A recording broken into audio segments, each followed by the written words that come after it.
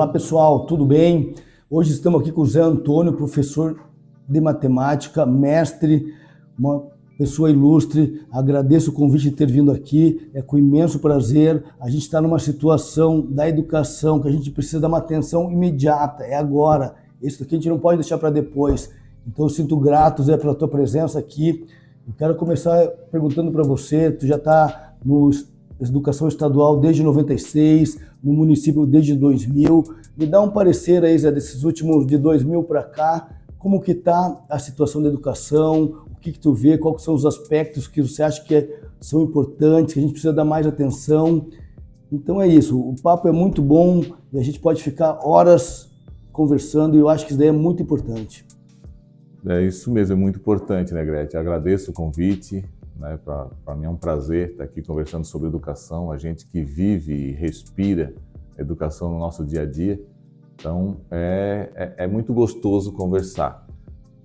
Bom, a educação nessas últimas décadas, né, vem se transformando, assim como a nossa realidade, nosso contexto se transforma a cada dia, e a gente observa algumas situações que ultimamente vêm, digamos que chamando muito mais atenção, porque nos aponta para um futuro, digamos que de um caos, de um apagão em alguns setores da educação.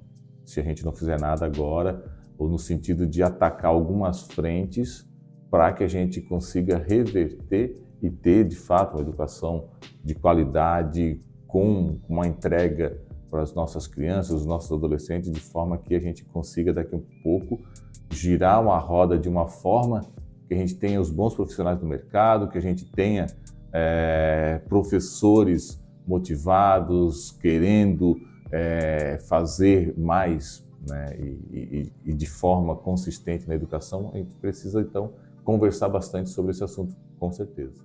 Então, eu sou economista, nosso mestre Zé Antônio aqui é mestre em matemática. Vamos falar um pouco de números também, que eu acho que essa é a parte importante e a gente tem que ter ciência disso. Zé, você me falou que a gente teve uma conversa há pouco, de que você já tem alguns números, já conseguiu a partir de alguns seminários. Vamos dar uma fotografia, se dar um panorama geral, o que tu acha, quais números você vai apresentar aí para nós. E eu acho que números a gente precisa saber e precisa entender eles e precisa revertê-los, que é o mais importante. Então, participando de alguns seminários, a gente está muito atento. E no último que eu participei, um pessoal do INEP, né, que é o Instituto Nacional de Pesquisa da Educação aqui no Brasil, nos trouxeram alguns dados alarmantes. Primeiro, a questão dos índices de aproveitamento das nossas crianças e adolescentes, que vem decaindo nos últimos anos, e outros, na outra ponta, também o número de formação de professores formados que drasticamente caiu assim, né? Para vocês terem uma ideia, no Brasil hoje existe em torno de 40 milhões de vagas nas universidades públicas ou privadas para a formação de professores. Licenciatura, né? Formação inicial de professor. Dessas, 10% são preenchidas e as outras sobram, né? Preenchidas, beleza. Durante o percurso formativo, o pessoal vai abandonando. Chega a se formar 1% daqueles 10% que entraram. Então a gente tem aí na educação hoje, no cenário nacional, vamos colocar, e que não é diferente no município, 1% dos professores que entram para ser professor numa licenciatura saem formados. Só porque a demanda é outra. Nós temos aí já uma deficiência, algumas áreas específicas, de matemática, física, química, por exemplo. No ensino médio já não temos mais professores suficientes para dar conta da demanda. Então, começa a aparecer ou surgirem vagas para profissionais que não estão ainda totalmente formados ou que têm uma habilitação diferente, mas que se dispõem ou que se apresenta num processo seletivo para trabalhar com essas componentes curriculares. Só porque, aos poucos, isso vai piorando. E no Brasil hoje a gente tem isso, uma deficiência já nessas áreas e outras deficiências que já estão se apresentando. Então a gente vê um quadro muito preocupante em termos, nesse primeiro momento, de termos professores formados dando conta da demanda, das necessidades por professores nas escolas. Depois, a qualidade dessa formação, porque a gente vê que nos últimos tempos vem se desdobrando aí inúmeras faculdades, virou um mercado muito atraente porque existe uma demanda muito grande por professor. Então, lei de oferta e procura, caiu no mercado capital formação de professor. Só porque isso, talvez, num processo muito acelerado, encurtando os cursos de licenciatura, esse professor chega na escola cru, digamos assim, sem saber exatamente o que é ser professor, qual é a sua entrega para aquelas crianças, aqueles adolescentes que estão lá. Então, isso é uma outra ponta que preocupa bastante. E aí, para fechar esse quadro, que é aquilo que a gente convive no dia a dia, a estrutura da escola e a valorização desse profissional, uma carreira atraente que mantenha os bons profissionais de fato nessa profissão, que é um outro problema que a gente tem aí.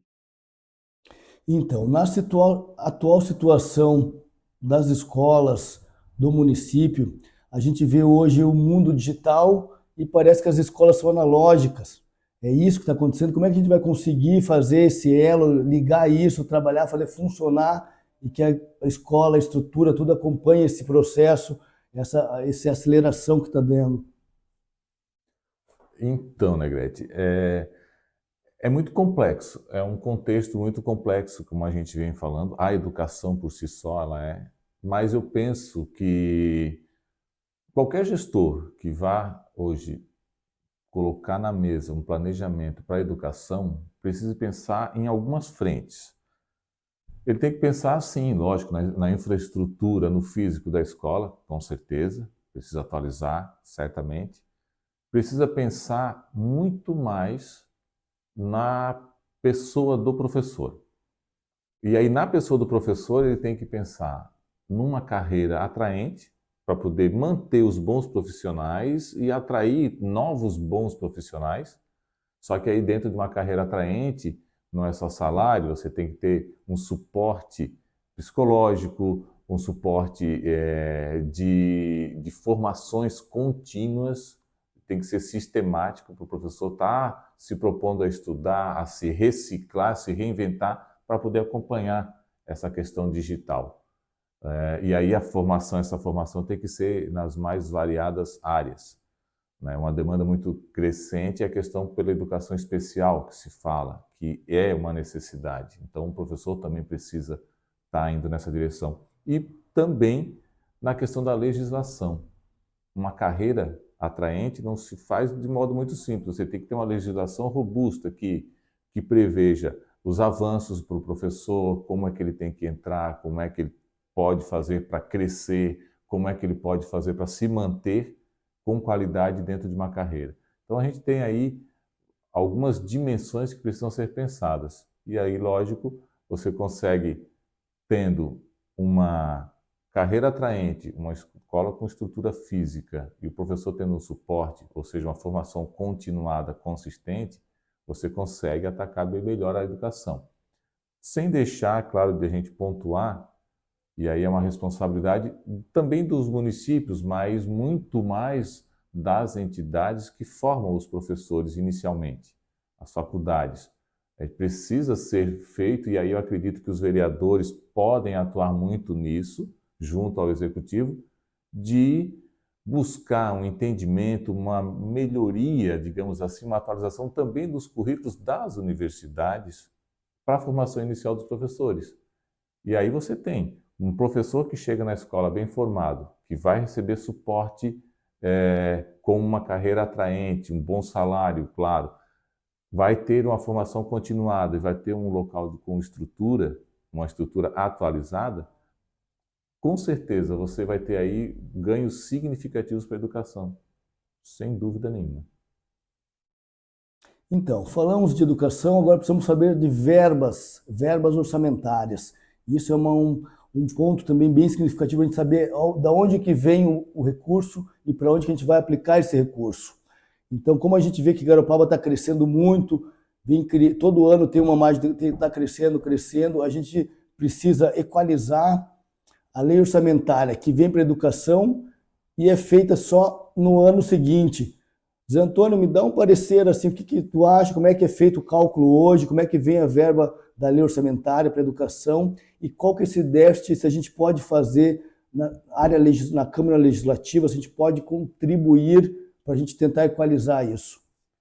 Então, eu acredito que seja possível, sim, os vereadores contribuírem muito, isso é uma peça-chave, né? Mas como é que funciona essa questão do orçamentário?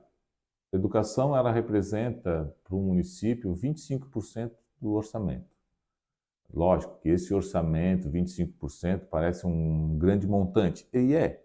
25% aí de alguns milhões, serão alguns milhões também, mas é uma demanda muito complexa para a educação, conforme a gente já vem falando, e os recursos, muitos deles já vêm carimbado, ou seja, dinheiro para alimentação escolar já vem específico para alimentação escolar, do transporte vem específico para o transporte. Tem um Fundeb, que representa uma parcela muito grande desse orçamento e que ele já vem destinado um maior percentual para pagamento da folha dos profissionais do magistério, né, dos professores, e aí uma pequena parte para um outro investimento que também não pode ser qualquer coisa.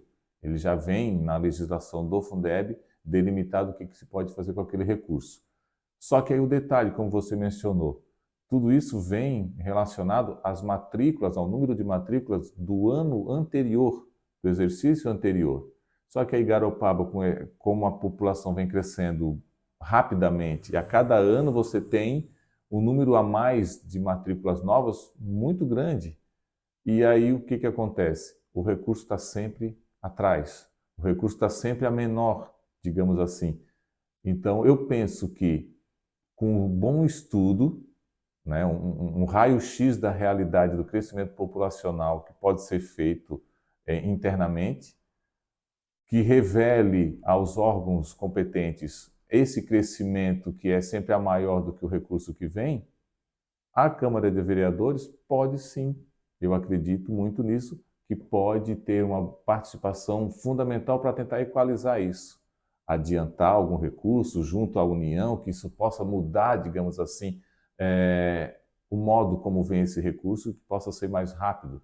E aí sim o município ter condições de agir já de pronto para suprir essas demandas. Que isso daí é um compromisso assumido. Acho que a educação a gente tem que lidar na base. Então vamos agora quase para o finalzinho, o papo tá bom, Zé Antônio, eu gostaria de ficar aqui muito tempo, a gente tem muita coisa para discutir. Temos. Eu agradeço muito a tua presença, mas vamos agora para aquele desafio.